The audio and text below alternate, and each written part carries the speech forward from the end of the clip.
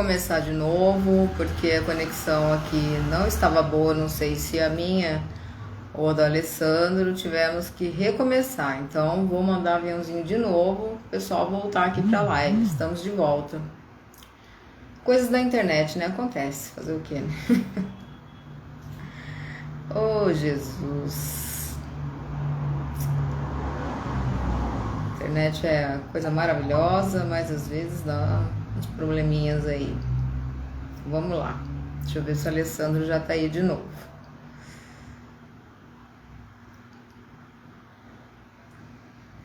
Vamos ver. Oi, Carol. Boa noite, Carol. Ritinha, boa noite. Deixa eu ver se o Alessandro já está aí. Ainda não. Será que a conexão dele lá caiu?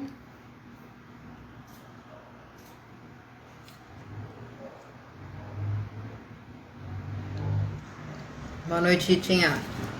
Ó, você também. Quem mais tá aí?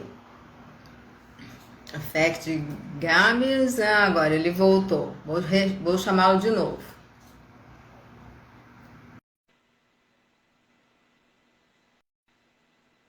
Gente, manda aviãozinho aí pro pessoal assistir a live, tá bom? Compartilha aí, para mais gente poder assistir com a gente. Coisas, né, que acontecem, né, Alessandro, né? A Sim, internet cai, faz é parte. é difícil saber, né? Porque eu continuei me vendo e falando, percebi as pessoas entrando, mas elas não responderam, então não dá para saber. Eu não sei se É, o você meu tentou aí falar com as trabalho. pessoas. Tá, então deve ter sido alguma coisa geral da live, no caso. É, ou aqui da internet, aqui em Nova Odessa. Cá, boa Isso. noite, Bárbara, boa noite, sejam bem-vindas. Então, pode continuar explanando aí, ou se você quiser voltar do começo, para quem não, né, não pegou, poder se situar, né, que você é psicólogo, né, comportamental, Ok. e muitas vezes o psiquiatra recomenda, né, as sessões para a pessoa fica naquela ansiedade de saber quantas sessões ela vai precisar ter, né, foi mais ou menos isso aí que nós paramos, né. Isso. E hoje, o que que acontece? A ansiedade, ela é explorada por vários setores, né, da ciência, os médicos, psicólogos, todos os terapeutas, né, de todas as áreas de terapia, porque é uma demanda muito grande. E por que ela é grande, né? Porque a ansiedade, ela faz parte do ser humano, ela é nossa, é uma condição humana.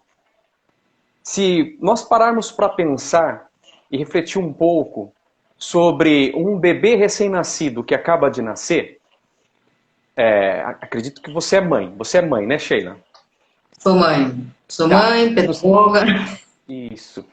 Quando o bebê acaba de nascer, ele acaba de sair ali de dentro do útero materno, é feita uma manobra e ele chora muito.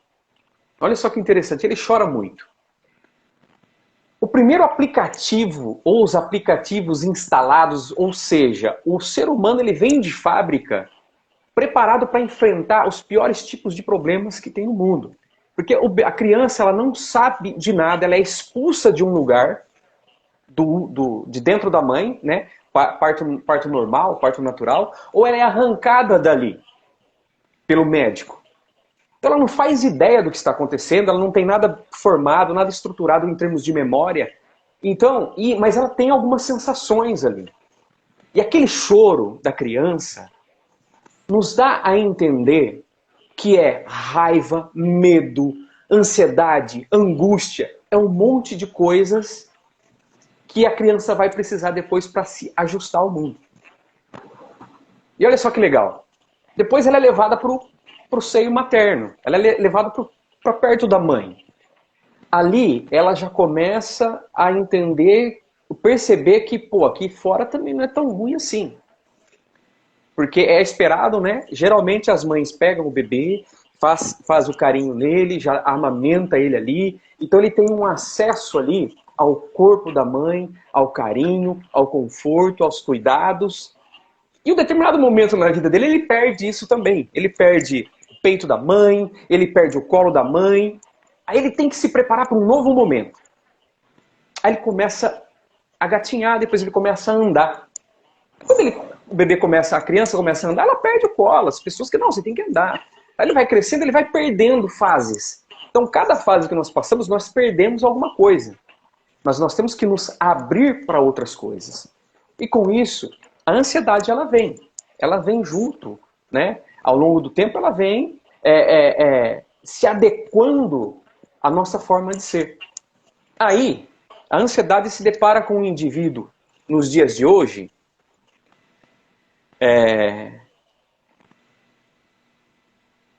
extremamente, digamos assim, egóico, né? Com uma subjetividade muito bem estruturada ao longo da nossa história. Por que eu digo uma subjetividade muito bem estruturada? Quando nós conversamos com pessoas idosas, né, eu já atendi pessoas idosas, né, acho que a pessoa de mais idade que eu atendi era de 70 anos. Eles acham esquisito, né, nós perguntarmos para eles o que eles estão sentindo. Porque na época deles, não tinha esse negócio de sentir. Se você estivesse no cantinho triste, o seu pai te dava uma enxada, sua mãe te dava uma vassoura. Então você vivia em torno de um objetivo coletivo. Você não tinha direito ou acesso, nós não éramos, como seres humanos, não éramos treinados a acessar os nossos sentimentos, acessar o nosso interior. Nós tínhamos que viver por um objetivo transcendental, de fora, para a comunidade, para a família. Né? Eu já ouvi uma história, inclusive, de uma outra pessoa idosa que na época era muito comum, né? Na época em que eles eram jovens, de 70 anos para lá, dependendo da condição da família, era chamado toda a família e eles diziam o seguinte, olha, um de vocês, o pai, a mãe falava para os filhos, precisa estudar, porque nós precisamos pelo menos um doutor na família ou alguém que tem uma faculdade. Os demais têm que trabalhar para sustentar você lá. E eles aceitavam, porque eles viviam em prol de um objetivo fora. Com toda essa modernização, com tudo que vem acontecendo ao longo do tempo, Revolução Industrial, a subjetividade, as pessoas foram, aos poucos, foram se separando, né, de grupo, até se tornarem indivíduos com subjetividade. Aí, olha só que interessante. Na época em que nós vivíamos em prol de um objetivo compartilhado com a sociedade, nós não tínhamos tanto choque de valores, porque era um valor compartilhado com todas as pessoas. Casamento era casamento, o moço, ele sabia que com tal idade ele precisava casar, a moça também se preparava para isso, as pessoas se preparavam para isso. E isso não era um fator de muita ansiedade, porque era fácil saber como seria o seu futuro. Você tinha uma direção. Com o momento atual, essa subjetividade, essa liberdade de expressão, eu não preciso seguir a religião dos meus pais, eu posso ter outra, ou eu posso não ter. Tudo isso já causa, né, um certo confronto, digamos assim, às vezes não um confronto ativo, um confronto de violência, de briga, mas tem um confronto de valores entre as pessoas.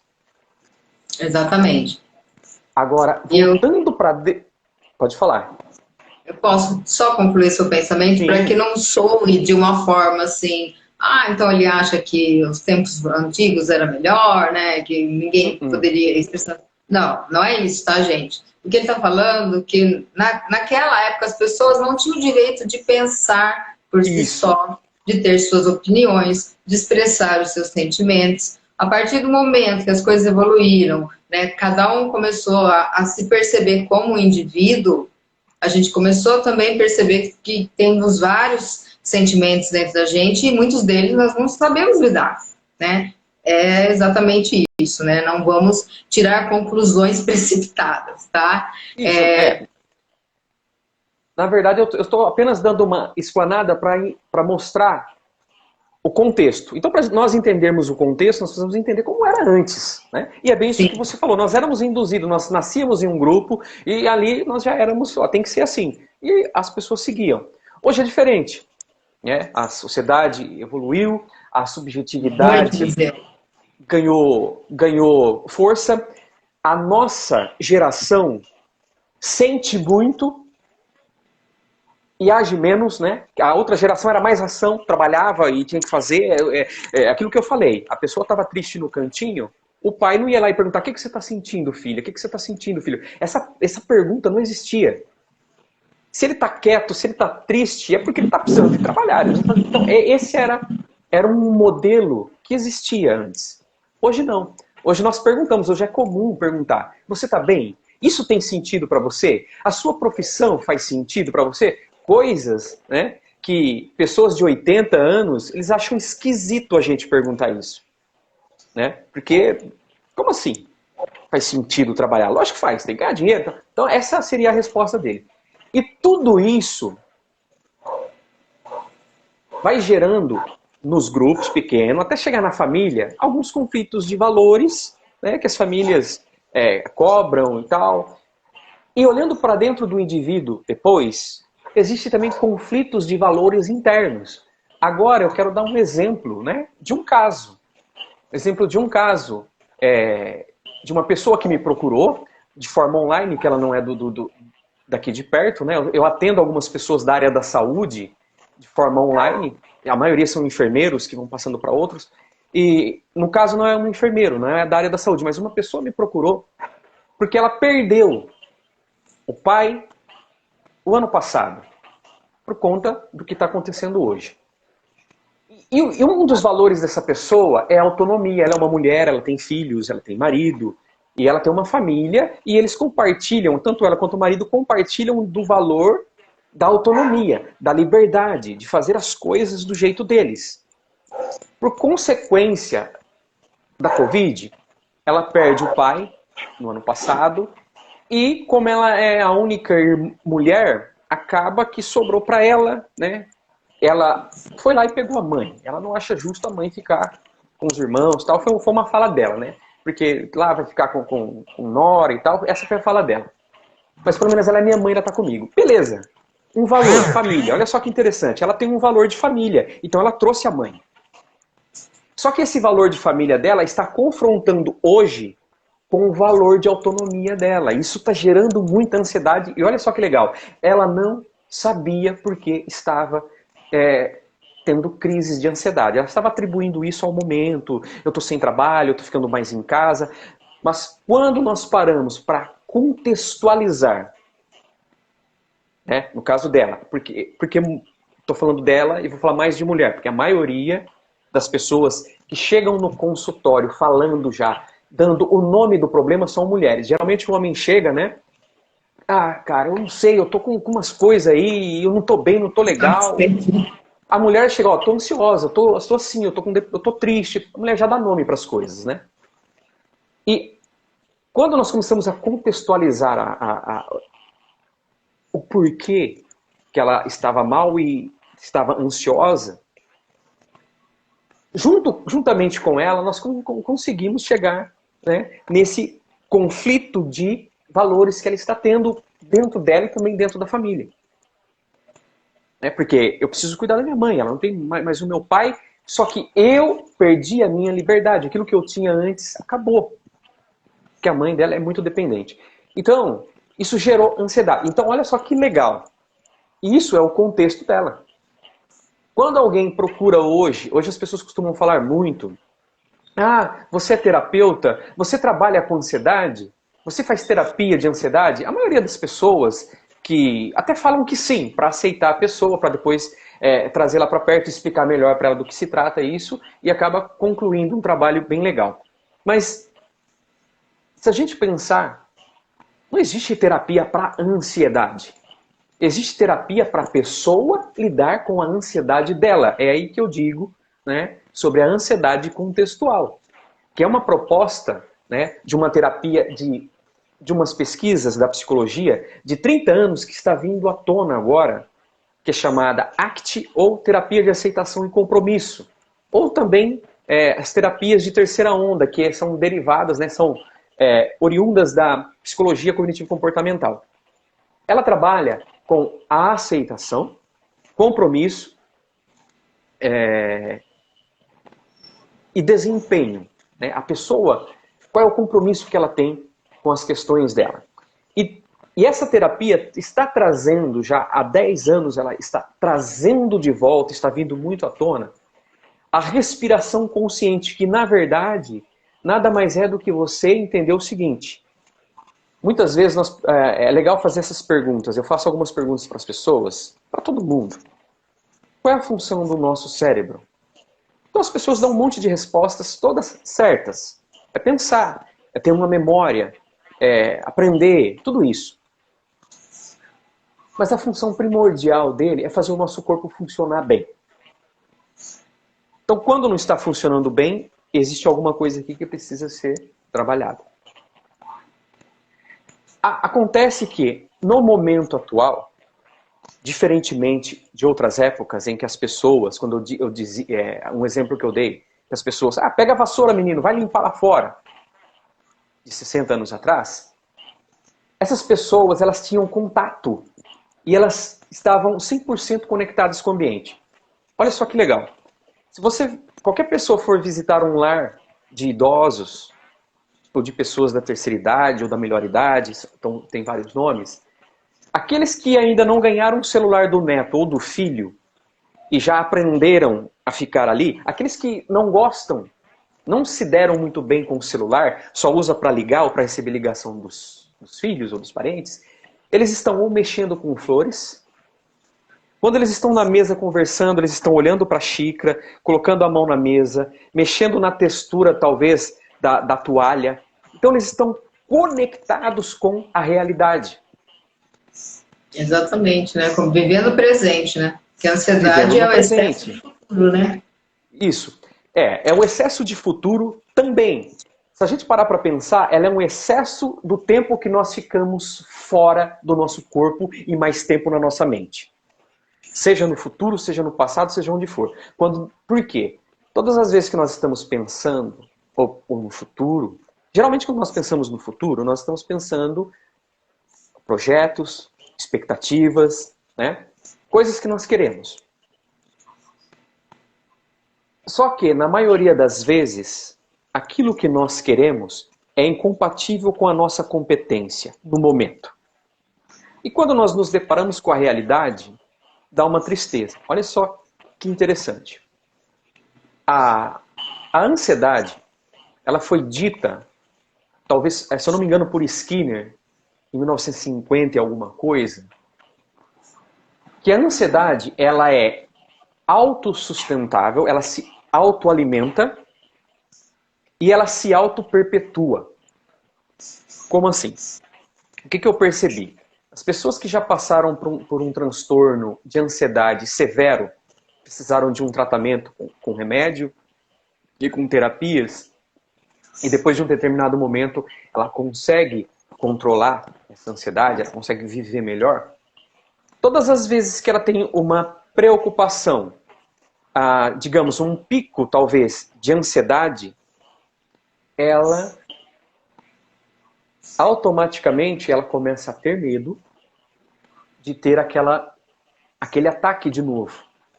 Esse medo vai alimentar essa pequena ansiedade, né, essa preocupaçãozinha que se torna, e ela vai crescendo. Então a ansiedade, ela se alimenta do medo, ela se alimenta da angústia.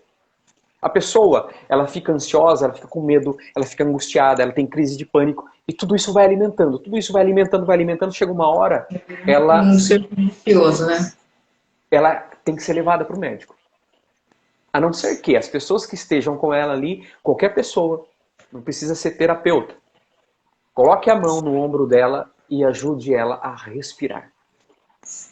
Qual que é a ideia da respiração consciente? Ou a respiração 336 ou 337? Todas as vezes que a pessoa estiver fazendo essa respiração, é pedir para ela, não precisa fechar o olho. Apenas respira, segura e solta, bem devagar. Tá conseguindo fazer a respiração? Sim, estou. Agora começa a sentir esse ar entrando no seu pulmão. Pode fechar o olho se você quiser agora. Ela fecha o olho. Ela fala, está sentindo o seu pulmão enchendo? Tá, agora para um pouquinho de respirar, põe a mão no seu peito. Consegue sentir o seu coração? Nesse momento, o que está acontecendo? A pessoa está se desconectando do que tem lá fora do que tem lá dentro, na subjetividade, nos pensamentos, nas preocupações, e se conectando com o corpo. Ela está trazendo o cérebro de volta para o lugar dele. Que é, a função do meu cérebro é, como que está o meu pé? Ah, tá gelado. Nossa, minha mão tá formigando. Meu coração tá batendo. Bom, estou respirando, estou bem. Essa é a função do cérebro. Rastrear o corpo.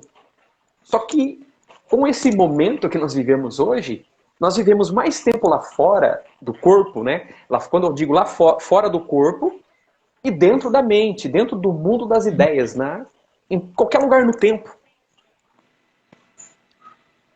E o tempo todo precisamos fazer com que as pessoas voltem para a realidade. E quando nós trabalhamos o contexto, nós entendemos o seguinte. Desde sempre, nós precisamos de uma coerência. Eu tenho um filho pequeno. Quando ele aprontava alguma coisa que eu não gostava, e que a mãe também não gostava, a primeira coisa que nós perguntamos, que vem na nossa mente, por que você fez isso? Na verdade, nós queremos entender a coerência. E tem coerência. Por que desse comportamento? O porquê disso? É uma coerência. É isso que nós, como terapeutas, precisamos ensinar as pessoas a fazer. Para um pouco, respira. Tá melhor? Tô. Agora, conversa um pouco com a sua ansiedade. Porque a sua ansiedade, ela é coerente com o seu estilo de vida. Ela tem a ver com você.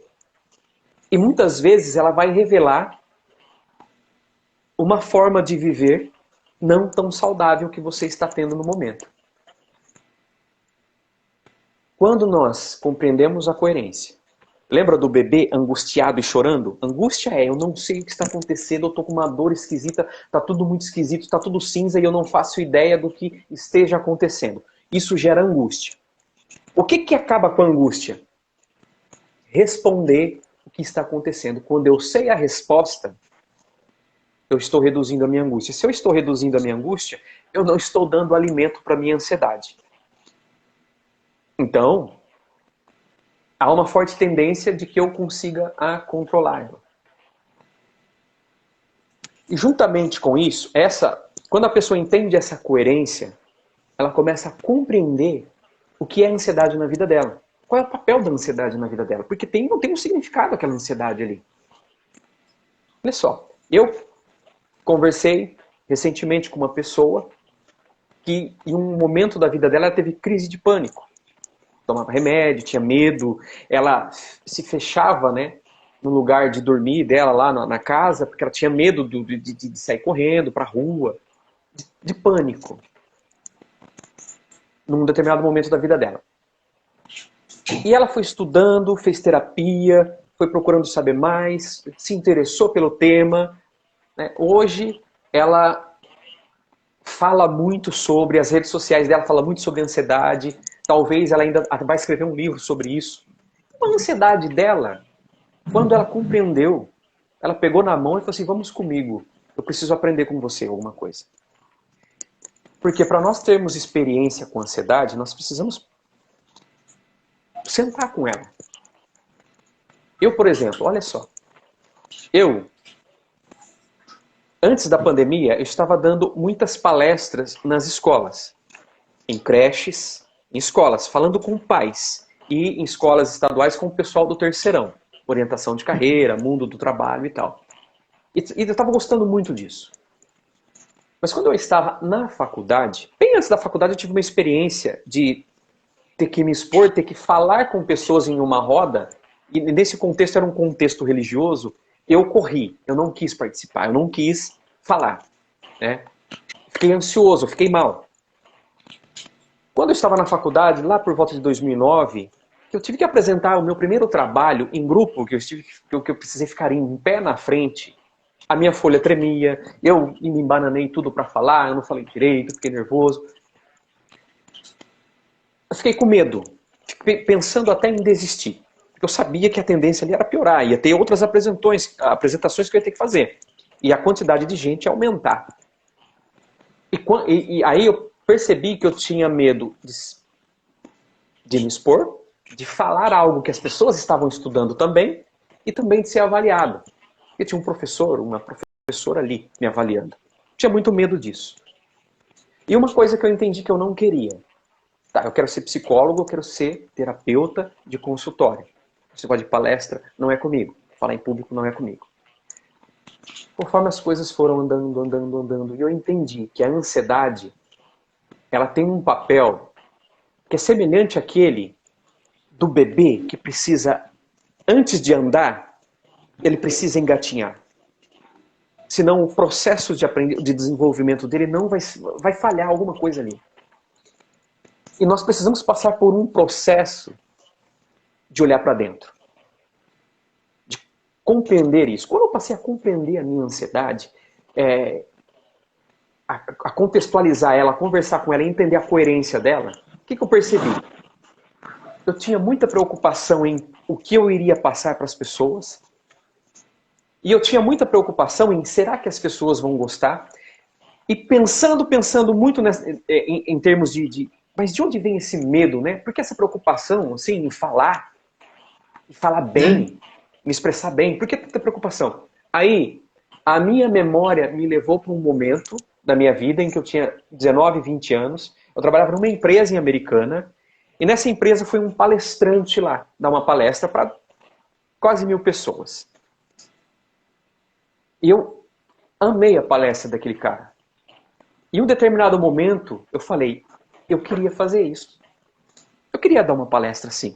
Eu achei muito legal o que esse cara fez. Só que foi naquele momento, eu falei, e o meu contexto eu era um trabalhador de uma empresa e tal.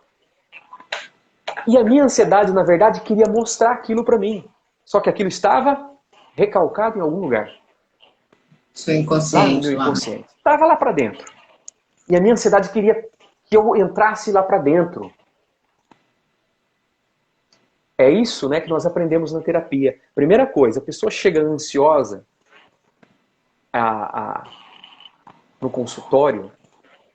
Calma, é respiração primeiro, porque ela vai precisar estar em estado de alerta para te ouvir, porque senão você vai conversar com os pensamentos dela e não é bom. Aí nós precisamos conversar com ela, presente, aqui e agora, e não com os pensamentos.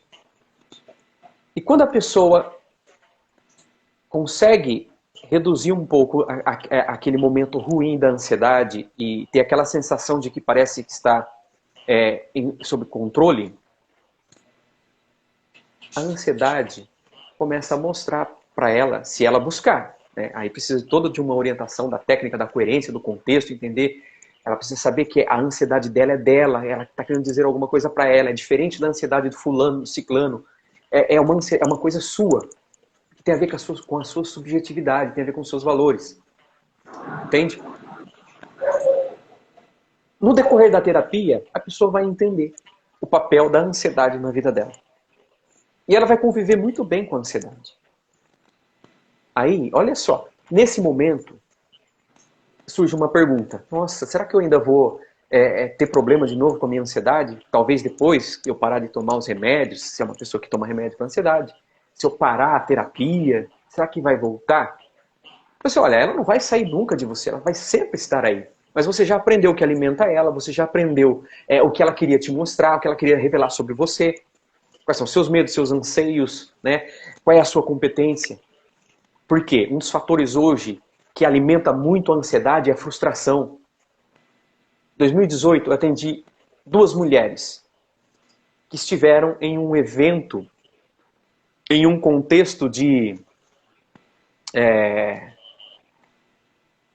Elas foram para um lugar, era um evento, que elas ficaram lá 3 dias, 4 dias, e trabalhou-se muito sobre objetivo, sobre sonho. Né? Trabalhou muito forte isso com as pessoas, nesse evento. Aí elas voltaram para a realidade. Então, ó, trabalhou objetivo, trabalhou expectativa, e criar expectativas e basear a vida nelas é perigoso. Então nós temos que criar expectativas, olhar para elas e trabalhar aqui embaixo, nos degraus. As pessoas não trabalham isso. E uma delas, a primeira, voltou desse lugar, né? Dessa imersão, que ela chama de imersão. Aí ela saiu do emprego, fez acordo no emprego e foi startar o sonho dela. Naquele contexto ela queria ser dona de loja, queria ter alguma coisa. umas coisas assim. Então tá, trabalhou-se muito o sonho, mas não trabalhou competência. Né? Então, quando ela se deparou com a realização do sonho, não tinha competência, não deu certo, acabou o negócio, não fluiu. Ela entrou em... Só não entrou em depressão porque a ansiedade dela não deixou. Ela ficou ansiosa, ela ficou, sabe, querendo sair daquela situação, tentando voltar para o trabalho, tentando entrar em contato com as pessoas lá para voltar. Aí ela passou com um psiquiatra, naquele contexto eu atendi um convênio americana e ela foi encaminhada para mim. Aí eu atendi ela, conversamos sobre isso e tal, ela entendeu o que precisava ser feito, né? Eu procurei ajudar ela em termos de voltar para o trabalho, que seria esse momento. Depois eu dei um passo a passo para ela, né? Que é uma das coisas que eu assisti do Eliseu essa semana, né? Quando a pessoa tem um sonho, ela precisa ser realista com as coisas, então ela precisava disso. E trabalhei aquilo com ela. Você não, volta para o seu trabalho, porque é melhor você, para você ter alguma coisa na vida, você precisa ter um sustento. Mas começa pequeno. Você não precisa começar já do jeito que você idealizou lá no evento. Você pode começar, talvez, vendendo pela internet, tendo na sua casa, postando, era roupa. Você precisa postar isso aqui, você faz assim. Aí depois veio uma outra pessoa que era a mesma questão. Só que essa ainda não tinha saído da empresa, né? Mas estava tentando abrir, realizar o sonho dela. Trabalhamos a competência. E isso gera frustração. É diferente, né? Porque ó, eu tenho um objetivo, eu quero alcançar isso aqui, mas eu não tenho a competência adequada para fechar o quadrado aqui em cima. A minha competência está aqui. Né? Eu preciso que a minha competência venha aqui para eu fechar um quadrado. Aí a pessoa se frustra. Por quê? Porque ela tem um sonho legal, né? Faz sentido o sonho, é coerente com os valores dela, mas ela não tem competência para realizar. Aí ela acha que ela não nasceu para isso, que a vida... ela vai dizer um monte de coisa.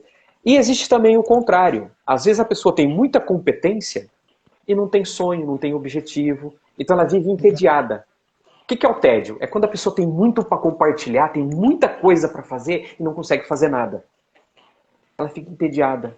E o tédio é um alimento para a ansiedade. Deixa eu te falar, Alessandra, você usando esse exemplo, eu estou passando exatamente por esse momento, né? Uhum. Eu sou professora, eu estou numa carreira e eu estou tentando galgar outras coisas para ir para psicanálise e chegar no momento de sair da educação, né? Tive crises de ansiedade também, tenho tomado remédio para me manter mais calma, mas assim, eu sei que não é um caminho fácil, né? Porque eu estou num caminho de muito estudo, porém eu fico no conflito do tempo, porque como eu trabalho os dois períodos, né, manhã e à tarde, e ainda tenho que estudar à noite, às vezes eu tenho reuniões à noite, o meu tempo é muito escasso, né? Mas eu estou ali, né? Não estou desistindo, porque é uma coisa que, assim, é algo que eu quero muito fazer, né? E nessa parte, graças a Deus, eu sou uma pessoa muito obstinada. Por mais que acabe com a minha saúde, quando eu me proponho a fazer, eu vou lá e faço, entendeu? Então, eu penso assim, motivar as pessoas a ter um sonho, né? É um também dos trabalhos que eu vou fazer com o meu curso. Mas a gente também tem que aprender a dar o respaldo para a pessoa, para ela não cometer esse erro de, por exemplo, já pensou eu sair de 2 concursos? Né? Vou tentar, vou me jogar, e aí, de repente, eu não tenho preparo nenhum, eu tenho tempo, mas aí eu não vou ter o dinheiro, eu não vou ter nada, né? E eu sou arrimo de família, né?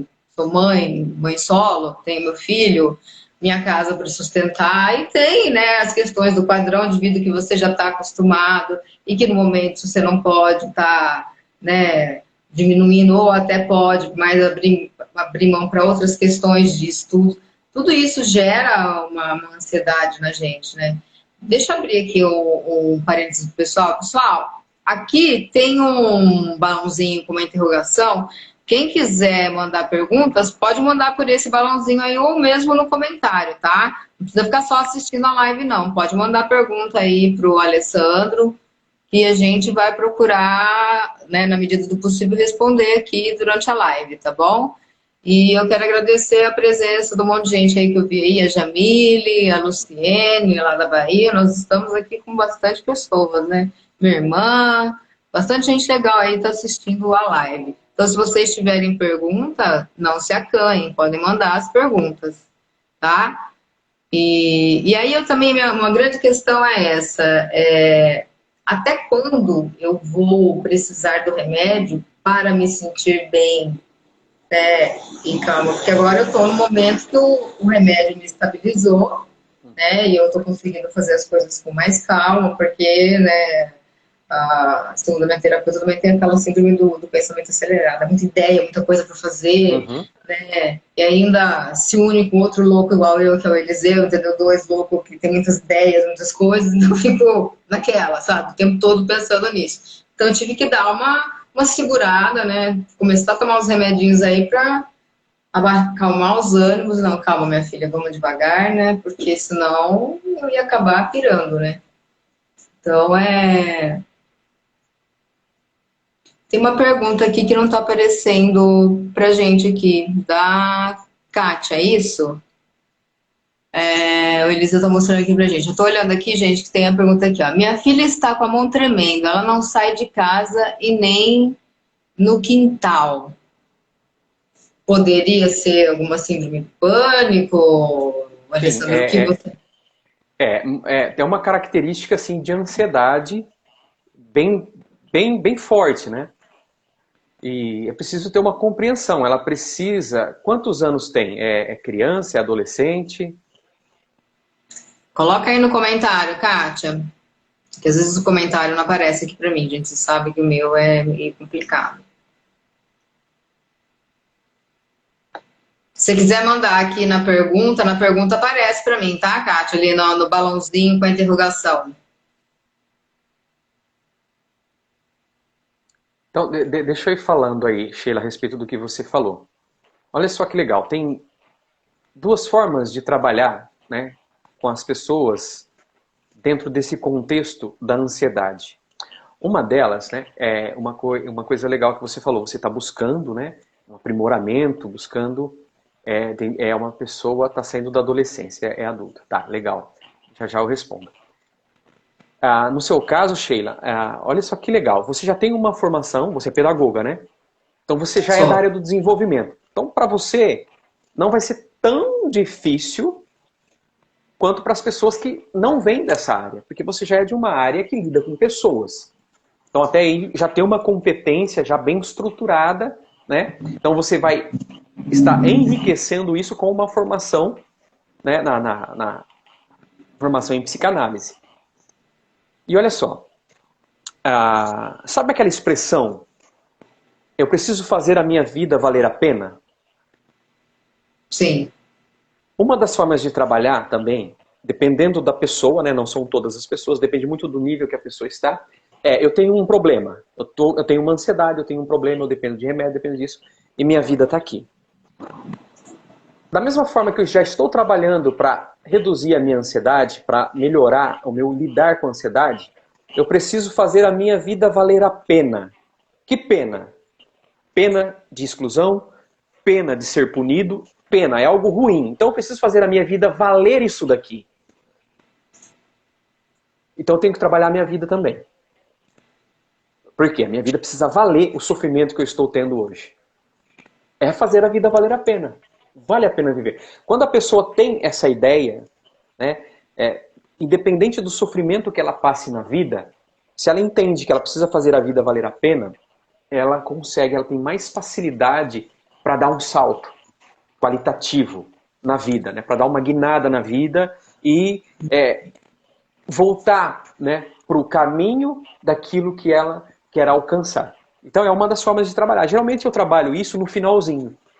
Então, não, a pessoa, não, estou bem, já estou conseguindo manter a minha ansiedade bem aqui embaixo, né? Eu já converso com ela, eu já paro, penso no meu contexto. Esse dia eu estava trabalhando com uma moça que conseguiu ficar um tempo já sem remédio, né? E todas as vezes que ela tinha ansiedade e a gente se encontrava na semana, ela conseguia contextualizar e ela, em um determinado momento, ela conseguiu identificar o gatilho da ansiedade dela. Então é isso que as pessoas precisam aprender. Isso em terapia, né, nós conseguimos. Deixa eu só responder da Kátia. A filha dela tem 18 anos. Né?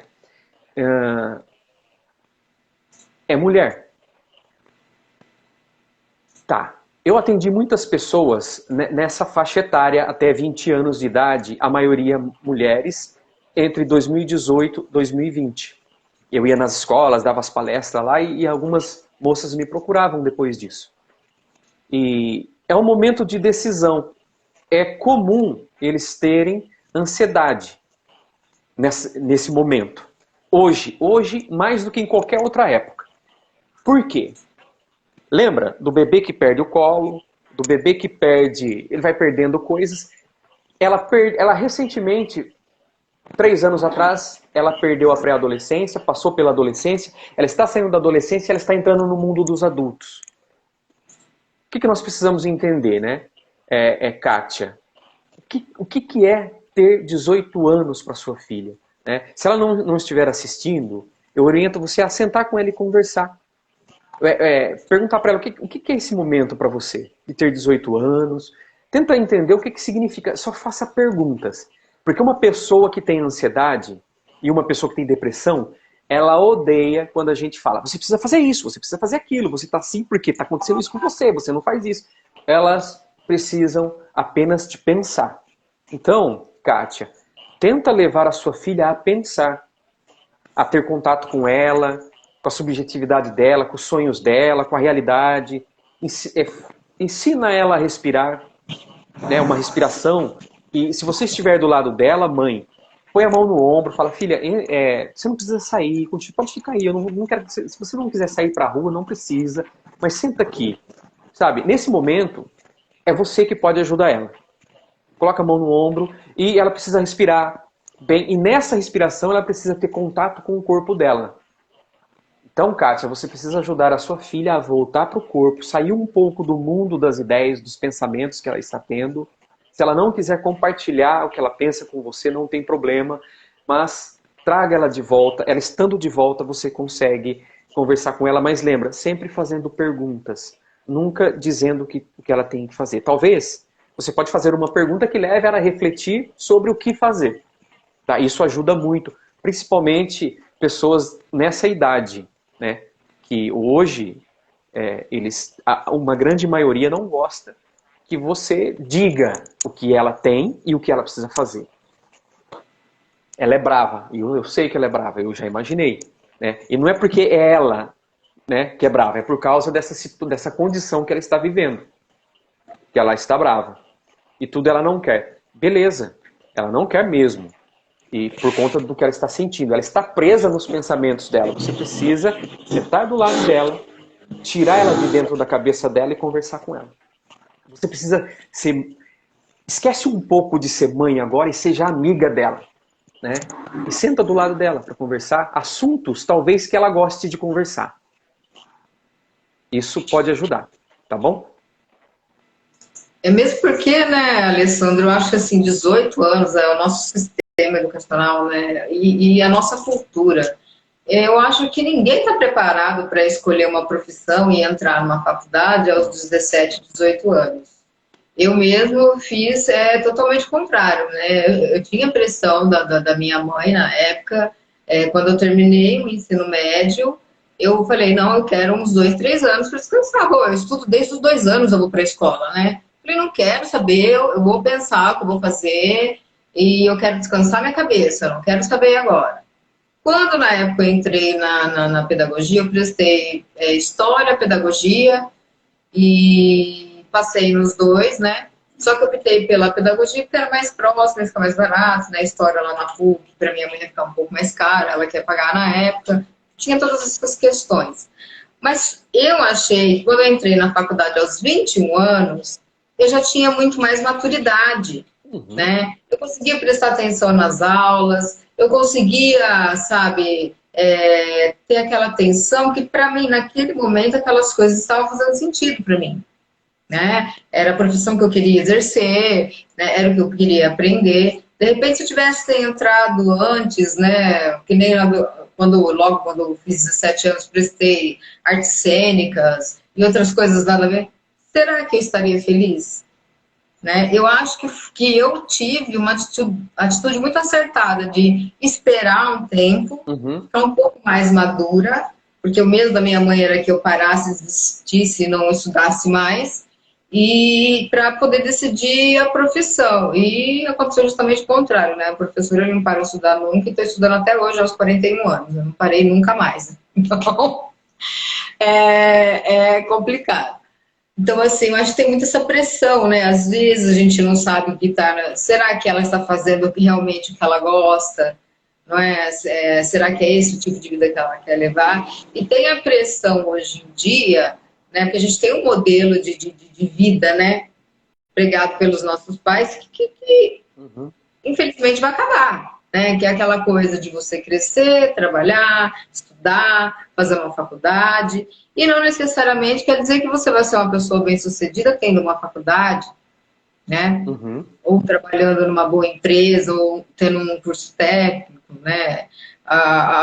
O nosso país trabalhou, né, arduamente para acabar com as nossas leis trabalhistas e essa coisa de aposentar também, pode esquecer, porque nem todo essa geração nova, falo da minha, né, para baixo, não terá. Então a gente vai ter que arrumar meios de trabalhar com algo que a gente gosta, que não necessariamente venha de um estudo que venha de uma graduação, mas que a gente se sinta feliz fazendo aquilo, porque assim, você já pensou se trabalhar a vida inteira numa coisa que você odeia? Uhum. Imagina que vida frustrante, né? Quantos consultórios vão estar aí, né? Lotados, né, de gente frustrada, infeliz e então a gente precisa repensar muitas dessas coisas, né? Mudar a nossa cabeça, essas questões. Ah, que eu quero que meu filho faça faculdade ABC, mas e, de repente, se ele tem um talento para ser empreendedor em outra área, ter sucesso. Você vê mesmo, o próprio Instagram, né? As redes sociais. Quantos Uhum. adolescentes que não têm nem idade, nem maturidade para administrar um sucesso, uma coisa, às vezes, que não tinha nada a ver, tá aí ganhando rios de dinheiro, com algo que era improvável, né? Com algo que talvez os pais não incentivassem. Então, a gente Uhum. precisa abrir a nossa cabeça para todas essas questões e ver, né? Se é realmente isso que ela quer, né? Porque às vezes é esse conflito que pode estar acontecendo dentro dela, né?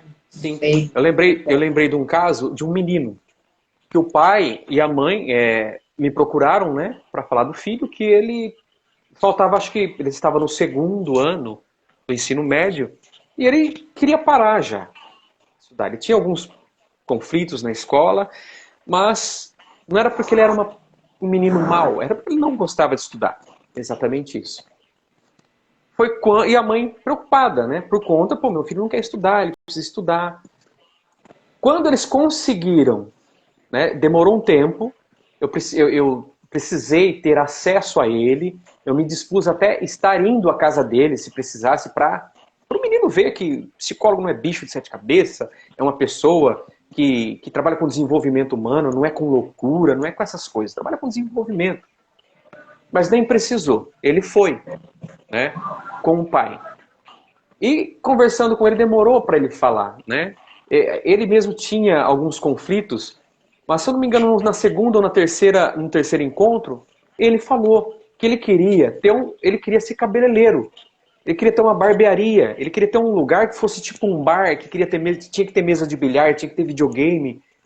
Aí eu chamei o pai e a mãe dele e falei, o que o seu filho quer não precisa de ensino médio.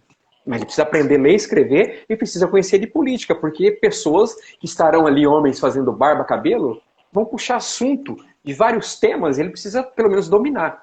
Então, o que a gente pode conversar com ele é trabalhar essa questão dele pelo menos concluir o ensino médio. Para o que ele quer, tá bom. E era o que ele queria, era o sonho dele. Ele não saía de um lugar, de um ambiente que era uma barbearia, que tinha essas coisas no bairro que ele morava. E ele gostou daquilo ali. Cara, é isso que eu quero ter. Quero ter um negócio desse. E ele não tinha coragem de falar para o pai e para a mãe por conta de questões religiosas. De pai e mãe. O filho chegar, né, no contexto deles. Fala, pai, eu quero ter um bar. para o pai e a mãe esse absurdo. Até ele explicar que, na verdade, pai, eu quero ser cabeleireiro, ser barbeiro e que tenha um lugar em que as pessoas que vai esperar, fique jogando, conversando e bebendo ali. Então, era uma ideia dele. Até, inclusive, eu achei legal, porque nesse lugar que ele frequentava não era assim. Era apenas um lugar e no ambiente de espera tinha uma TV e tinha uma geladeirinha lá e tinha bebidas ali. A pessoa pegava e depois que ela terminava o corte, ela pagava tudo que ela consumiu e o corte. E tinha lá o videogame lá, o PlayStation, os videogames do momento lá. E era isso que ele queria. Né? E foi legal, porque quando ele entendeu que, pô, só falta um ano, né? Trabalha essa competência primeiro, termina, fica mais fácil, né, para você ter as coisas depois. Porque de repente você tem uma barbearia, você vai precisar de abrir empresa, você vai precisar as pessoas vão perguntar. Tá? Não, só termina, falta só um ano. E ele fez e terminou, isso foi em 2017, 2018, e deu tudo certo, mas era uma questão, né, de um menino de 17 anos ainda, que tinha esse negócio dentro dele. Ele estava imerso dentro dele, com sonhos, com objetivos, com expectativas e com medo de apresentar isso para a família dele, e isso prendeu ele. Né? Deixou ele tendo os comportamentos dele, e foi uma coisa legal de trabalhar. Né? Foi uma experiência muito boa para mim e para ele também. As ansiedades, né, quando eu falo das ansiedades, o que eu percebo, né, entre homem e mulher? A mulher, primeiro, ela já identifica, ela já chega falando o que ela tem. A mulher, ela tem mais facilidade para entrar para dentro dela e refletir sobre o que está acontecendo. Ela tem mais facilidade para procurar médico e falar o que ela tem e ser medicada, né? Então, elas procuram mais ajuda. Por isso que nas terapias, nos consultórios de terapeutas, é mais comum mulheres e menos comum homens. E o que as mulheres têm hoje? Falando para eu concluir, né? Em termos de contextualizar a ansiedade da mulher. O que a mulher tem de diferente? O que o nosso momento cobra da mulher? Né? Posicionamento. Porque muitas vezes o companheiro ou o pai não tem, ou a mãe. Então cobra dela um posicionamento, uma decisão. Porque ser adulto, né, quando nós somos crianças, adolescentes, e alguém pergunta o meu nome, como é seu nome, onde você mora, quem é seu pai e sua mãe? Essa é a identidade. Quando nós nos tornamos adultos, as pessoas querem saber como você se chama e o que você faz. E as mulheres, elas têm uma flexibilidade psicológica bem maior do que os homens. Os homens têm também, mas os que trabalham isso são bem desenvolvidos também. Mas as mulheres têm mais flexibilidade psicológica. É mais fácil trabalhar em terapia com a mulher. Porque ela consegue entrar e sair, né, no mundo das ideias, e ela consegue se conectar com a realidade mais fácil, porque é uma característica da mulher. Porque tem o inconsciente coletivo feminino, né, da maternidade, digamos assim, do cuidado com o outro. Então a mulher tem uma atenção maior. Porque ela já tem que cuidar, tem tudo isso além daquilo que ela já faz. Então o desafio para as mulheres hoje, né, quando eu atendo relacionado à ansiedade, é fazer elas entender o contexto e a coerência da ansiedade delas, tentar reduzir essa força da ansiedade, potencializando o bem viver delas. Né? Fazer a vida delas valer a pena. Sua vida tem... Quando nós nascemos, a nossa vida não tem sentido e não tem significado nenhum. Isso é uma fala de adolescentes. Ah, minha vida não tem sentido, minha vida não tem significado, ninguém dá valor em mim. Aí eu falo, mas não dá mesmo. E a vida também não tem significado, não tem sentido. Essas coisas nós precisamos construir. E valor não é dado pelas pessoas. Eu preciso me movimentar e construir um valor, e as pessoas vão reconhecer só. Só isso. Ela só tem que reconhecer o valor, eu tenho que mandar, eu tenho que transmitir, eu tenho que mostrar. Então, e as mulheres têm mais facilidade para trabalhar isso. Tanto que saiu uma pesquisa, eu não lembro o nome, eu vou procurar para compartilhar com vocês. A maioria das empresas, pequenas empresas que abriram na pandemia, são de mulheres. São de mulheres. As mulheres abriram. Né? Por quê? Elas têm flexibilidade psicológica, elas conseguem trabalhar a questão da competência com o sonho. Às vezes o homem ele tem um sonho, um objetivo, ele fica naquilo, buscando, ele perde a filha, entra em dívida, porque ele não está com competência ainda necessária para atacar o sonho, para ir atrás. As mulheres já conseguem mensurar isso, elas já conseguem identificar isso. Não, eu quero isso, mas para isso eu tenho que estar aqui. Aqui para chegar onde eu quero. Então as mulheres têm muita facilidade, principalmente para lidar com ansiedade. E mais, como as mulheres já têm, um parênteses aí, todas as vezes que eu trabalhei com jovens sobre orientação de carreira, que tinha alguns testes, muitos perguntavam, né, você tem um teste ali de aptidão, é um teste de carreira e tal. Os mais antigos que não servem mais, a maioria dos que davam para as mulheres, ou era enfermeira, ou era professora, alguma coisa relacionada ao cuidado do ser humano. Por quê que dava isso? Porque tem a ver com o perfil construído historicamente da mulher. A mulher tem que cuidar e o homem trabalha. A mulher tem que fazer isso, cuidar do filho. Então todos os testes mais antigos, né, os testes de aptidão,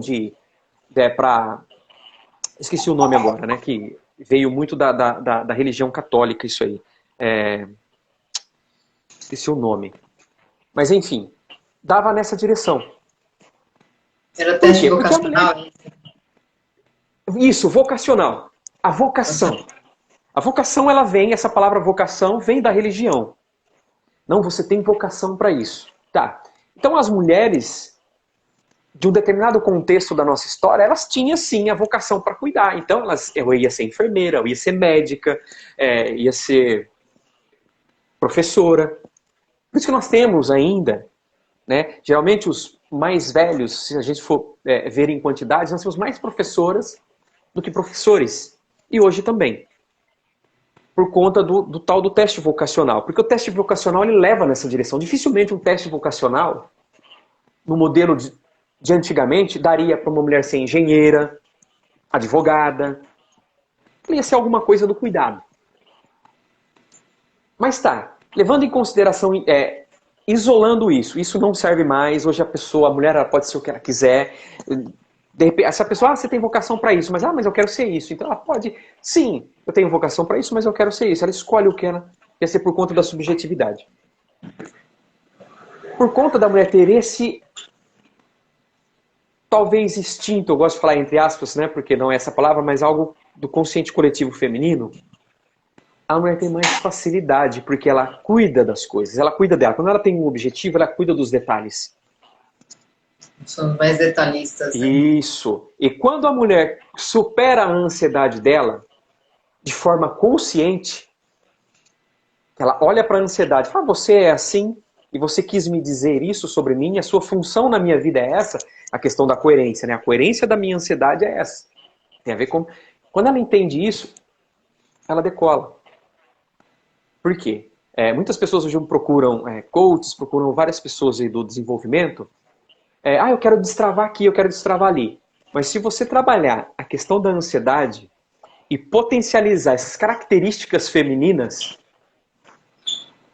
pegar essa característica que a mulher tem do cuidado, de cuidado aos detalhes, e conseguir projetar naquele objetivo que ela tem, é diferente. Né? Porque o homem ele tem uma visão ampla. Por isso que a maioria das empresas que abrem e fecham são de homens. As de mulheres duram por mais tempo. Por quê? Porque elas cuidam dos detalhes desde o início. E isso ajuda. E trabalhar ansiedade com o público feminino é muito eficaz. Por quê? Por conta dessa facilidade que a mulher tem de olhar para dentro. Não precisa, às vezes, né, de muita sessão de terapia para fazer com que essa prática seja comum na vida dela. Sempre olhar para dentro, sempre voltar para o aqui e agora, sempre trabalhar uma respiração consciente, que é, eu estou sentindo a minha respiração, eu estou ouvindo os carros passarem na rua, eu estou ouvindo o meu filho brincar ali, eu estou plenamente consciente no momento. Eu estou conectada com esse ambiente aqui e todos os meus sentidos estão conectados aqui agora. Isso é fantástico. Um outro detalhezinho a respeito da consciência, a respeito do pensamento do aqui e agora e desse estado de atenção plena que a gente chama também. A maioria dos acidentes, não sérios, batidas de carro, esbarrar em outro carro, as pessoas não estavam no momento presente. Elas estavam só de corpo ali. Mas a cabeça já estava na casa dela, ou já estava no trabalho, já estava em outro lugar.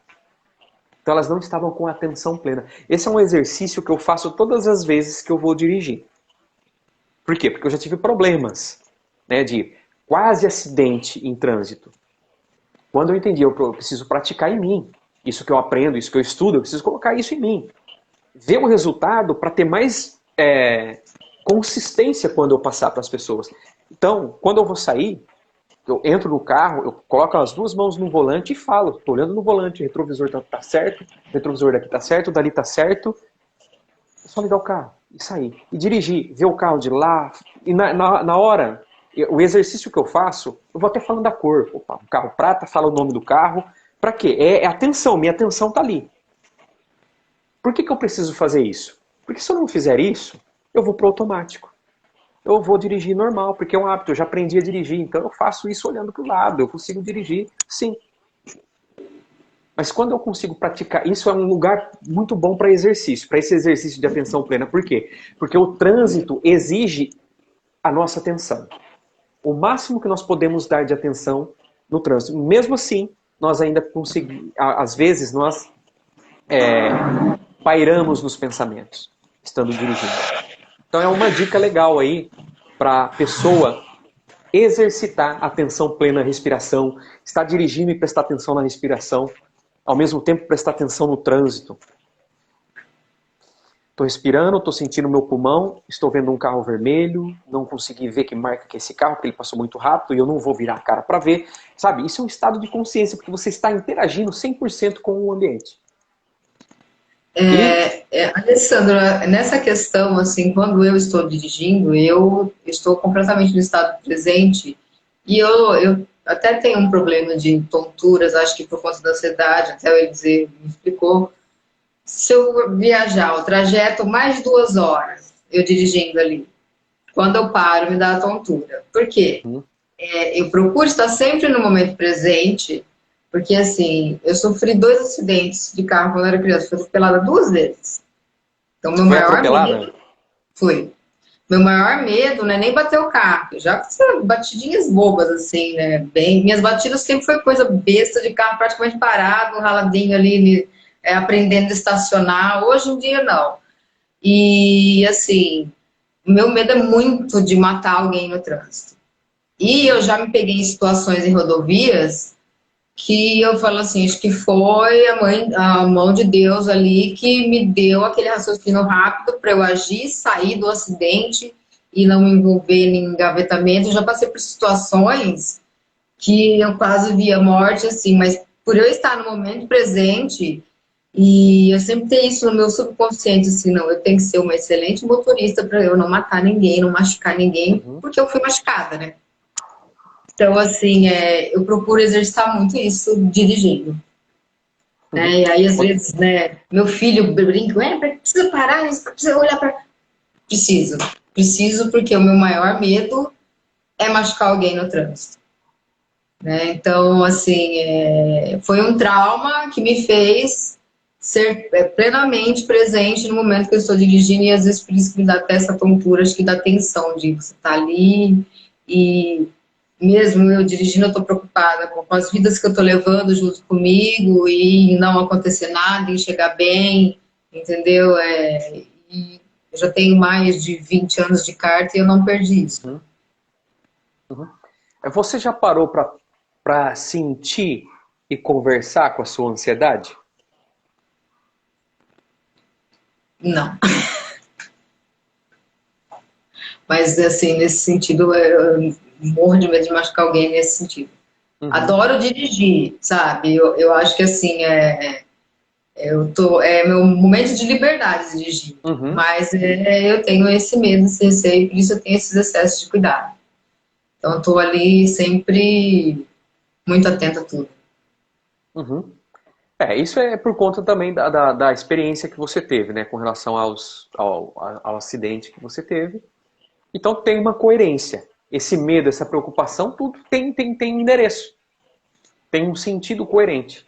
Né? E você consegue dar nome e falar a origem disso. Tem pessoas que não conseguem. Tem pessoas que vai para o trânsito, vai dirigir e fica ansiosa, fica com medo, fica tensa, dirige tensa. Já aconteceu de pessoas chegar no meu consultório, né? A pessoa tá tensa, fala, nossa, eu tô tensa. Eu falo, mas por quê? Porque eu tava dirigindo. Quando eu dirijo, eu fico toda assim dura, eu fico rígida. Aí, Não, eu não fico nesse bingo. sentido assim rígida, não. Não, Dirigir não, pra mim é uma isso. coisa. Isso, por quê? Porque você já sabe. Né? Você já, que nem você falou, eu fico com atenção. Você coloca a sua atenção no lugar. Geralmente quando a pessoa ela se enrijece, ela não põe atenção lá. A atenção dela fica no medo, fica na preocupação. Ela não fica com o olho e a atenção ali, naquele ambiente que é o trânsito. Você fica. Então, no caso dela, né, a ansiedade dela denunciava esse medo. E esse medo dela dirigir, dessa pessoa, alimentava a ansiedade dela. Porque a ansiedade ela é autossustentável, ela se sustenta pelo que você dá para ela. Né, eu estou ansioso. Eu já sofri ansiedade, transtorno de ansiedade. Fiquei muito mal. Consegui tratar, consegui trabalhar, fiquei um tempo tomando remédio, fiz terapia, hoje eu não dependo mais do remédio, eu aprendi a cuidar dela. Mas se em um determinado momento acontecer um evento e esse evento ativar a minha ansiedade e eu ficar com medo de ter aquilo que eu tive da outra vez, esse medo vai ser um prato cheio para ela, né? Se sustentar e se perpetuar. Fechando esse raciocínio, né, do que nutre, nós temos o comportamento, ele tem uma regra, né? Ele é condicionado por um pensamento, que é condicionado por um sentimento, ou pensamento ou crença, né? Não, por um pensamento ou uma crença, que se constituiu por meio de eventos. Eventos na nossa história, na nossa vida, estruturou a nossa forma de pensar e de agir no mundo. Quando eu compreendo isso, tudo que acontece comigo internamente, eu tenho mais facilidade para identificar. Porque o gatilho eu tenho que ir lá para cima. Por que eu penso assim? Todas as vezes que isso acontece, eu penso isso e me sinto desse jeito. Esse raciocínio vai me levar para um evento, talvez algum lugar em que eu vivenciei uma experiência. E o nosso comportamento, ele é nutrido por recompensa e punição. Não sei se você já ouviu isso. Não. O que é recompensa e punição? Exemplo, se eu sou um cara que dirijo mal no trânsito, eu corro, eu não respeito a sinalização, eu vou ser punido. Ou vou ser multado, a multa é uma punição.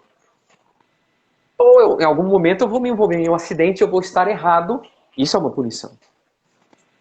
Se eu dirijo certinho, bonitinho, eu não ser punido é uma recompensa. Eu vou ter a liberdade, eu vou estar garantindo a minha liberdade.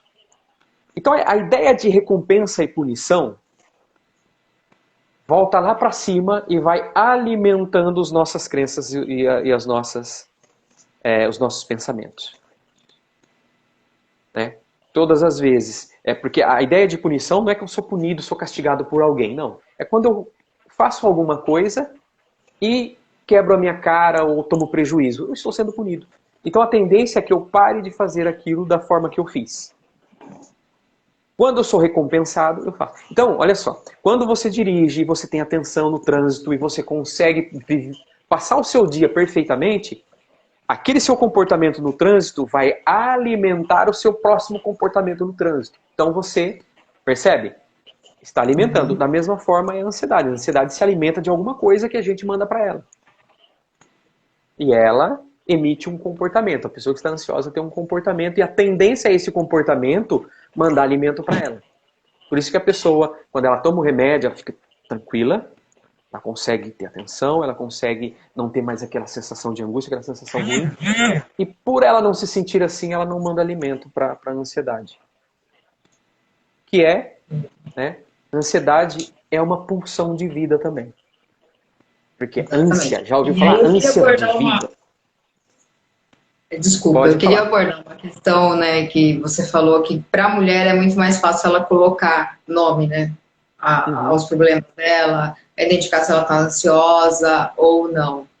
E eu tenho um amigo que ele conversa muito comigo porque, né, ele não tem quem ouça, né, eu acho assim, a cultura masculina, né, vocês não se permitem ter essa abertura de conversar, abrir, falar sobre sentimentos, sobre, né, sobre as coisas do coração, que geralmente ou vai ser zoado, ou, né, tem essa uhum, coisa. Então, assim, ele prefere conversar comigo porque ele sabe que eu vou entender né, o que ele sente, sem julgamento, sem uhum. estar apontando, tirando o sarro dele. E eu falo assim: é horrível também para o homem ter essa cultura de que ele tem que ser forte o tempo todo, que ele não pode Uhum. demonstrar os sentimentos, né? Eu sei quando você falou que é muito mais difícil arrancar as coisas dos meninos. Meu filho ele fez terapia há 2 anos. Ele começou a se abrir na terapia faltando 6 meses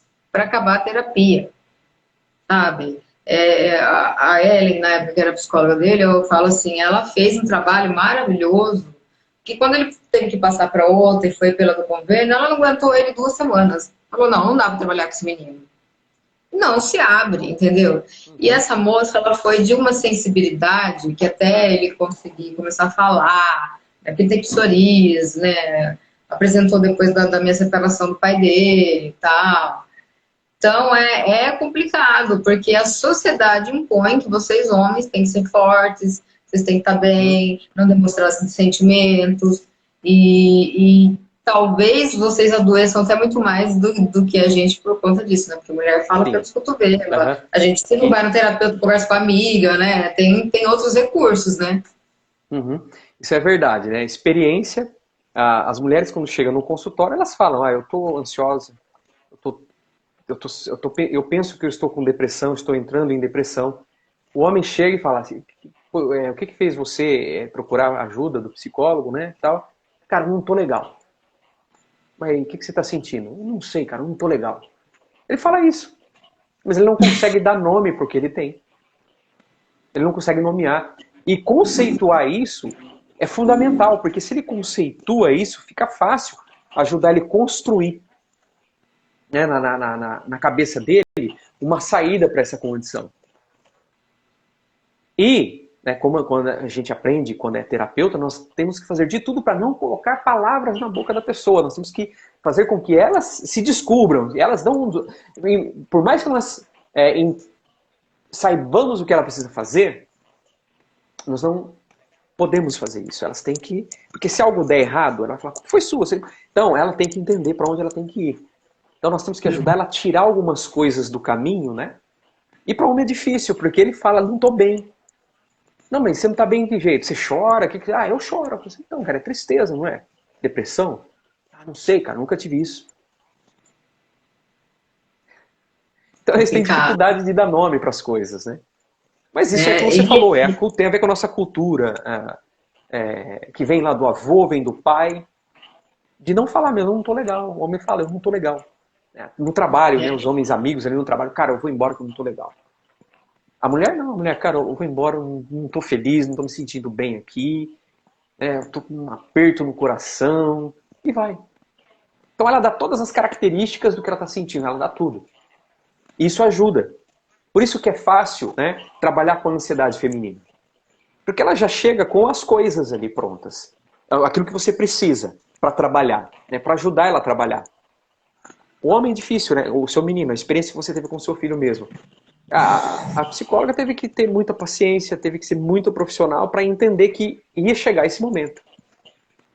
Porque tem umas que não acreditam que vai chegar o momento e abandona, encaminha para outro e não tem perseverança, né? E é assim mesmo, a vida hoje eu costumo dizer o seguinte: nós somos vítimas do nosso tempo. Nós não somos vítimas passivas, nós somos vítimas ativas, porque nós entendemos que nós somos vítimas do nosso tempo, mas nós trabalhamos para ter uma vida que vale a pena. Né? O bem viver. Né? A vida tem que valer a pena esse sofrimento. A nossa vida, aquilo que você disse, né? Talvez nós não vamos aposentar isso aqui. Então tá, eu vou ficar chorando porque isso não vai acontecer agora? Nossa, a vida eu não vou aposentar, porque eu vou ter que trabalhar. Eu não tenho que me preocupar com o que vai acontecer. Eu tenho que me preocupar com o aqui e agora. Porque é o aqui e agora que eu consigo realizar alguma coisa.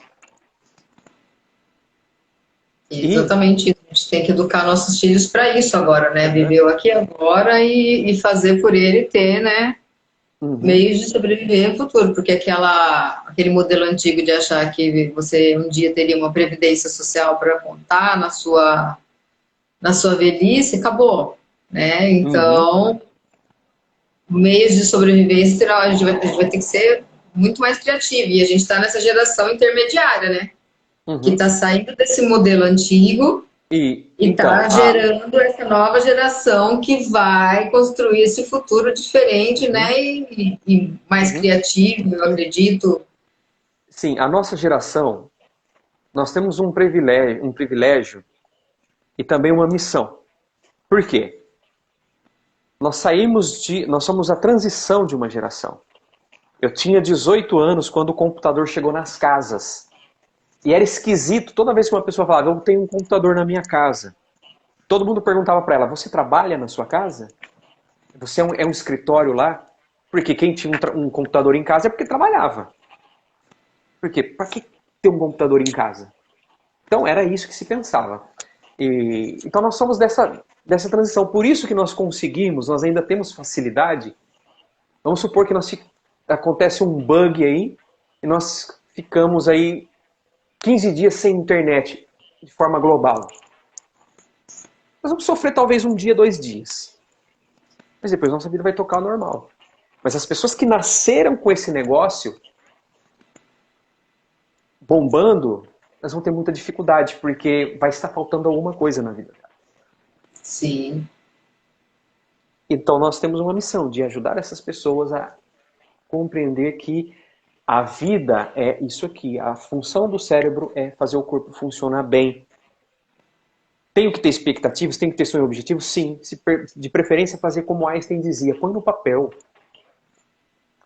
Eu vi uma história uma vez que um aluno perguntou, professor, perguntou para Einstein, professor, eu faltei na aula da semana passada.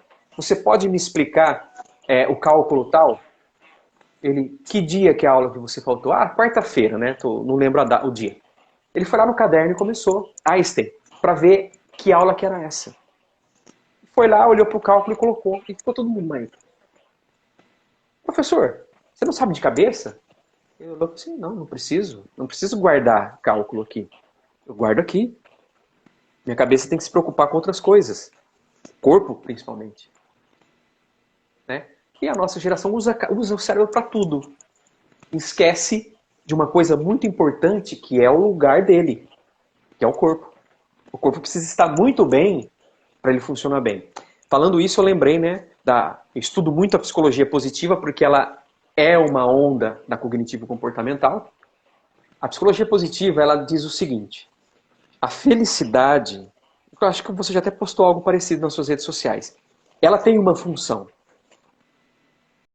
A função da felicidade é fazer com que o ser humano tenha sucesso na vida. Essa é a função da felicidade. E não o contrário. Eu preciso ter sucesso na vida para ser feliz.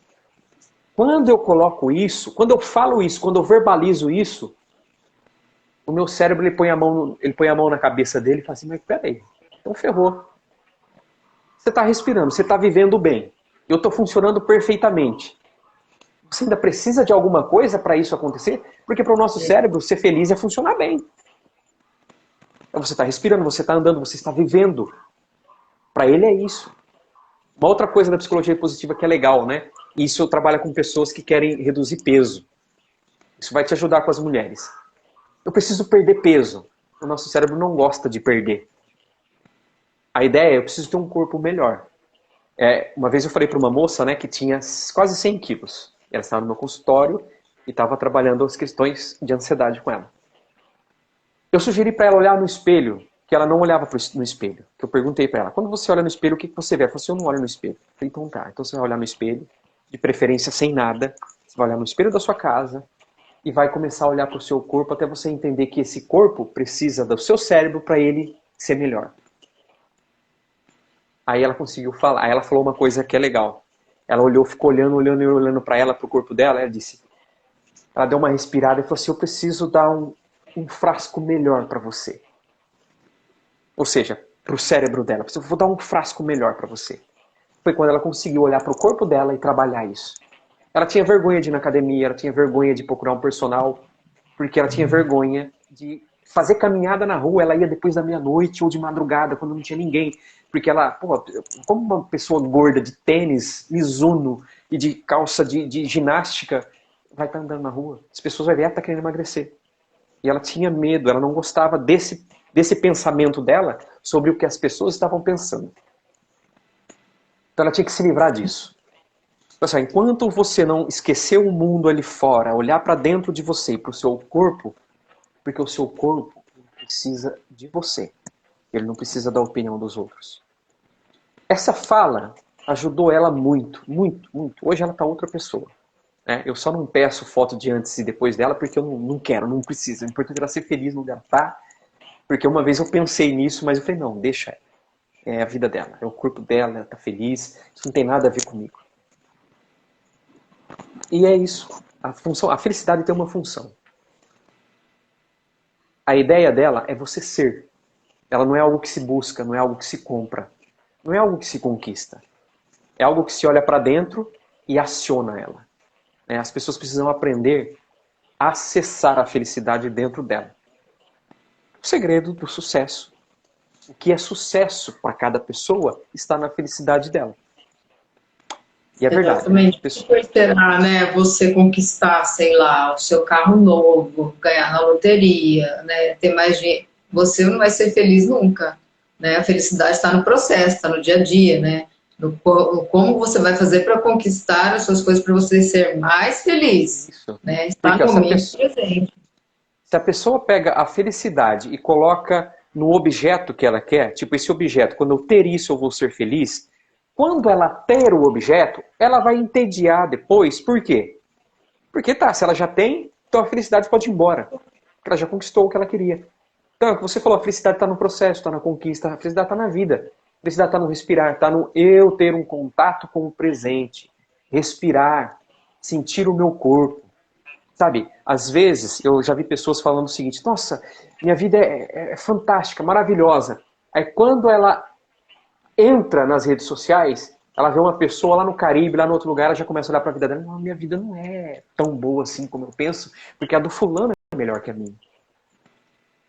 De repente, meu amigo, a pessoa está lá, mas a cabeça dela não está bem.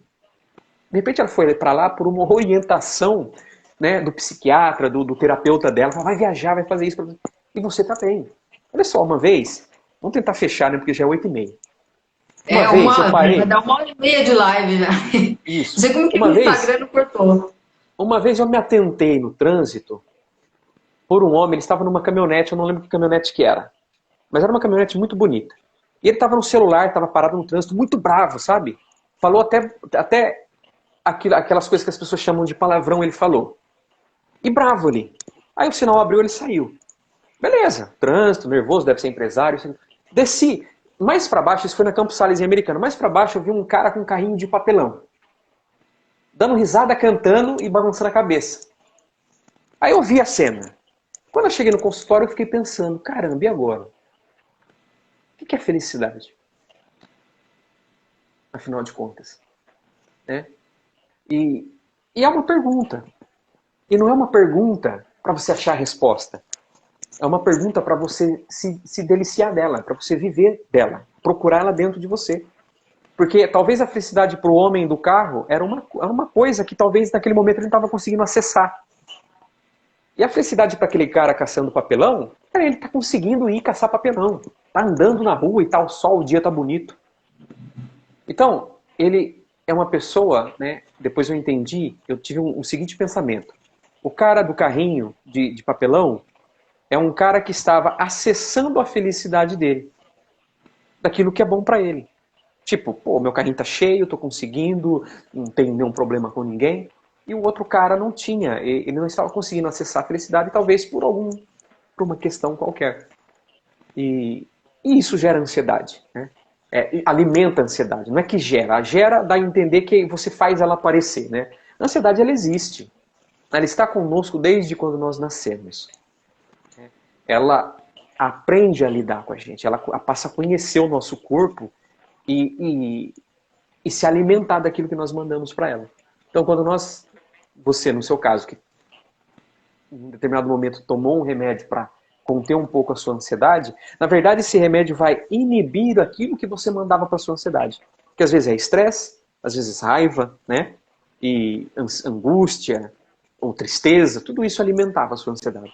Então o remédio corta isso, você fica insensível nessa questão, então você se sente bem e não dá alimento para a ansiedade. Fala mais um pouco aí para fechar. Não, e nessa questão eu queria te perguntar, porque já me falaram assim, né? Os remédios não são bons porque eles, né, na verdade, não faz o teu cérebro produzir, né, a dopamina, né, as coisas, as químicas que precisam ser para você ter esse controle, que o ideal era você viver mesmo a ansiedade, a frustração. Só que no estágio que eu estava muito sério para mim, né? O bruxismo atacava à noite, eu acordava com a boca cheia de feridas de tanto que eu mordia. Eu estava bebendo todos os dias, né? E assim, para fugir mesmo, né? Buscando uma fuga porque eu não via uma perspectiva. E agora eu tô tão bem, eu falo assim, nossa, gente, né? E aí eu gero medo também da dependência, né? Do remédio, né? Você tá nessa fase. Eu fico assim nessa dúvida, né? Procurar que alternativa para. Embora eu faça várias outras coisas, exercício físico também ajuda nisso, né? Eu não sou uma pessoa que fica dependendo só dessas coisas. Então eu procuro várias alternativas. É legal isso que você faz. E assim, quando você está bem e feliz, se sentindo bem, é mais fácil você construir, planejar o que vem depois. Uma das coisas, né, que nós não somos treinados é nos preparar para o que vem depois. Nós sempre miramos a coisa boa, mas negligenciamos caso dê errado. Né?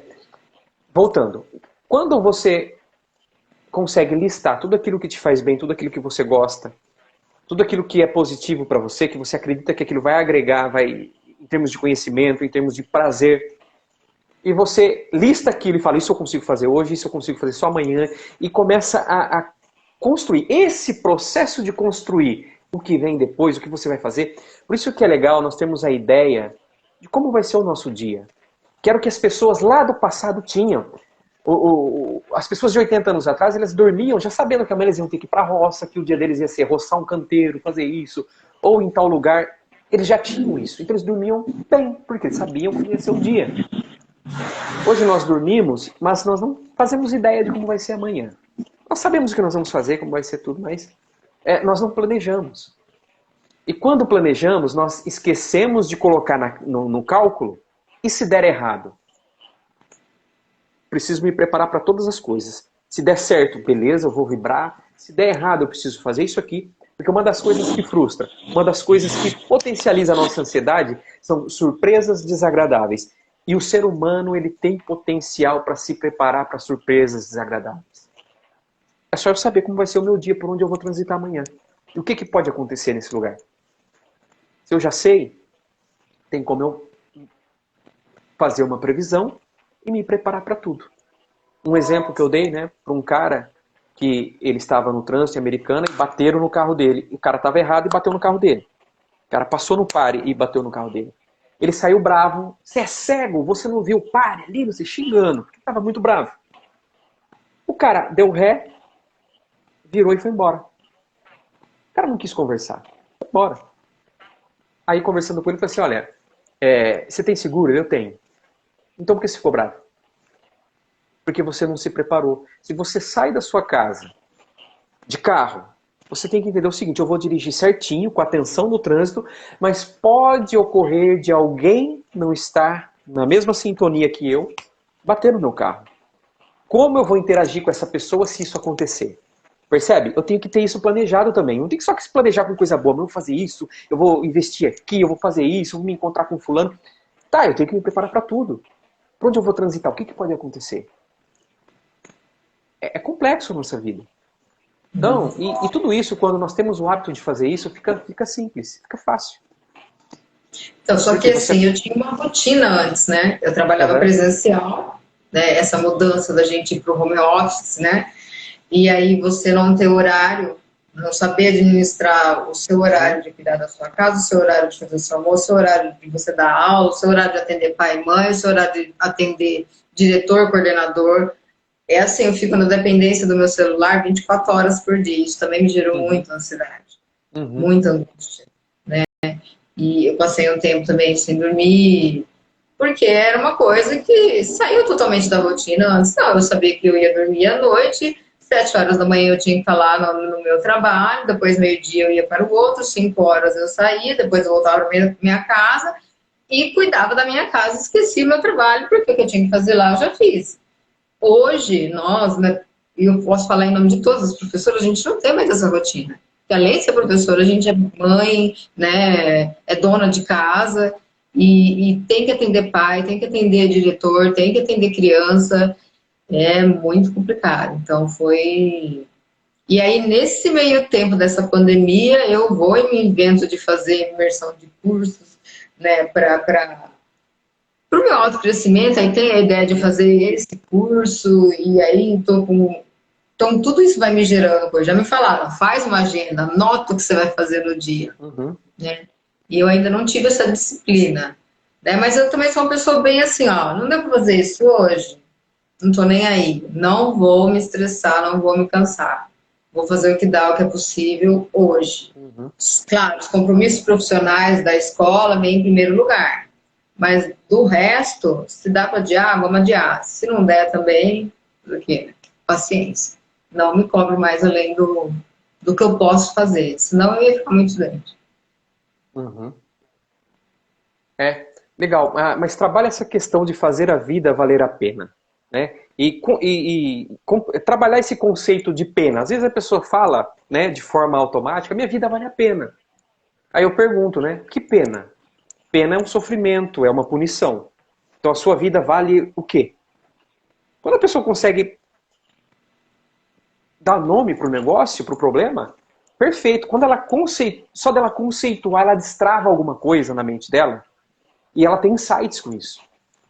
Né? E é trabalhar isso, fazer a vida valer a pena. Coisas que você já sabe, né? Da questão da felicidade.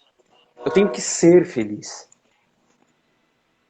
Por quê? A ansiedade, ela não nutre da felicidade.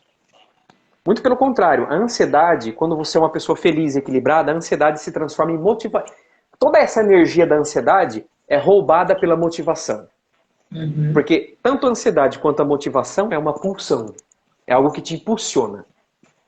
A pessoa ansiosa não consegue dormir. Né? E a pessoa super motivada também não. Precisa escrever, precisa fazer alguma coisa. Parece que tem algo em comum entre as duas. Então seria talvez uma energia vital. Então quando eu trabalho, o meu bem-estar, a minha vida, eu faço tudo que eu gosto, eu planejo tudo certinho e tenho aquela sensação de que está tudo sob controle, eu paro de alimentar a minha ansiedade. E tudo isso que tem nela de energia, de vitalidade, vai para outras coisas. Mas ela continua ali, ela continua existindo. Nós não vamos deixar, abandonar, nunca mais vou ter ansiedade, não. Ela sempre vai estar ali. Mas ela faz parte e ela tem uma função vital para o ser humano.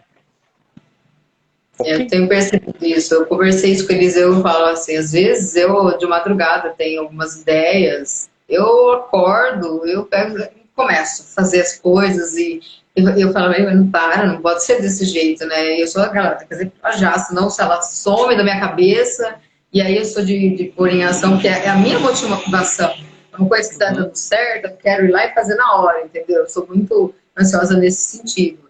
E aí eu tô, né, esse remédio me ajudou nesse sentido também, né? Calma, agora não é a hora, deixa para amanhã, amanhã você faz Uhum. isso, né? Tem um momento certo para tudo, Uhum. né? E não ter esses momentos rompantes, por exemplo, 3, 4 horas da manhã, tá trabalhando, fazendo coisa que não tem que fazer, você tem que estar dormindo, né? Hum. É porque o sono é importante, né? Quando nós estudamos sobre vitalidade, sobre saúde, a alimentação ela vem em primeiro lugar. A alimentação. Em segundo lugar, vem exercícios físicos juntamente com a mente, né? E tudo isso, e não fala do sono, mas o sono está tudo isso aí, está todo nesse processo, porque se eu me alimento bem, eu vou dormir bem.